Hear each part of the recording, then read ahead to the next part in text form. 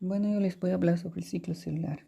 La fase del ciclo celular es cualquier célula que tiene un ciclo de vida. Ese ciclo de vida encontramos diferentes etapas y cada una de ellas está encargada de hacer una función. Como podemos observar, existen etapas que son la G1. La G1, en esta etapa la célula empieza a crecer, por lo cual crece sus orgánulos, por lo cual hace para prepararse, por lo cual cuando llega el momento de duplicarse va a necesitar transcribir y traducción para conseguir proteínas. Son etapas de traducción de crecer para ganar volumen.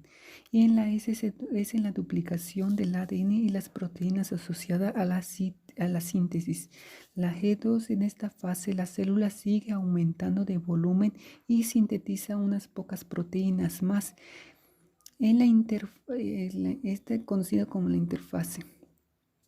Después, si todo marcha bien, se lanzaría a la M, que significaría en la división celular. Y si en la G0 es una fase estacionaria, porque las células que están en la G1 no siguen adelante, no llegan a dividirse. Después de tener ese proceso por el cual el ciclo celular empieza a prepararse para dividirse, empezamos con lo de la mitosis. La mitosis va a dar células somáticas, es decir, va a hacer todo lo que sea de nuestro cabello, nuestra piel, todo lo que nos sirve. Y se divide en 4 fases, que tenemos la interfase, la profase, la metafase y la anafase y la telofase. En la interfase el material genético se va a duplicar, o sea que tenemos 23 pares de cromosomas y después va a tener 46 cromosomas. La célula aumenta su tamaño, la profase van a aparecer los centriolos, por lo que van a aparecer uno arriba y uno abajo. Estos centriolos van a empezar a sacar los microtúbulos, que son estos, lo cual se van a unir a los cromosomas y se va a pegar en una parte específica que es en el centrómero. Después va a desaparecer la membrana nuclear y en la metafase, en esta fase ya se rompió la membrana nuclear, entonces los microtúbulos van a poder pegarse a los cromosomas, por lo cual los cromosomas van a alinearse a la mitad, por eso viene el nombre meta, a la mitad.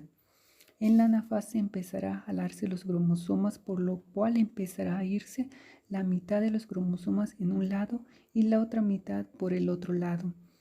Y en la telofase, estos son los cromosomas de un lado y el otro del otro lado. Ya van a empezar a hacerse, a aparecer la membrana nuclear y va a empezar a romperse. Y por último tenemos la citocinesis, que va a dar las 2 células. Y en la meiosis 1 va a tener una interfase, que es donde las células se preparan desde la división, y va a tener una profase 1, que sería donde los cromosomas se encuentran con su homólogo y se recombinan y hacen una sinapsis. En la metafase 2, los pares de homólogos se ponen formados en la placa ecuatorial, es decir, se ordenan a la mitad del ecuador. La placa ecuatorial está formada por un uso mitótico, se sigue formando por centriolos. Esta vez no se unirán en cromosomas individuales, se engancharán a cada uno de los cromosomas homólogos. Y en la anafase los centriolos empiezan a estirarse, 2 cromosomas homólogos van a haber cromosomas en un polo y en el otro polo. En la telofase empiezan a aparecer las envolturas nucleares. El último paso es la citocinesis, la división de 2 células.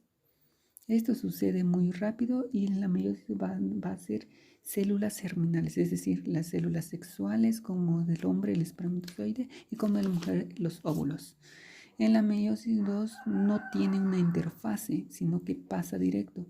En la profase 2, en esta se encuentran un cromosoma de 2 patitas, por lo tanto en esta profase se lleva a deshacer la membrana nuclear, la cromátida se vuelve a condensar, los centriolos vuelven a soltarse sus microtúbulos.